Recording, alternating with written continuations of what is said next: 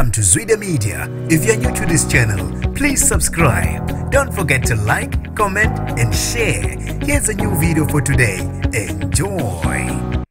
Zimkhalele owayengumfundi wase Lokhet High School obezama ukubamba othisha bakhe inkunzi namhlanje ekseni. Nginibingelele ngiphinde nginamukele kuphina kuphi lanibona khona le video. Mangoqala usijonele likhasi wamwelekele igama lami ngosibonga konke wakandwande Mothanda ungangibeza intatheli ka YouTube. Ngiyacela ke ungilandele ku Instagram @zwide_media. Abantu ababili abebebamba othisha inkunzi namhlanje ekseni eLokhet High School bakhalelwe ngamasongo kaSigonyela. Abasolo ababili bangene staff sothisha besifazane babe esebedonsa isibhamu babaphuca isikhwama ezinemali kanye namaselula. Kuthe kusenjalo umunye othisha wabe esebona ukuthi lo mfundi ubefunda kule esikole ubesememeza igama lakhe nakwela abavele badubula khona base bephuma bebaleka kanjalo. Ngesikhathi iqhuma isibhamu abahlali bebe sebethuka baphuma ke bafuna ukubuka ukuthi ngabe kwenzaka alani. Kube sekufonelwa ke abe reaction unit South Africa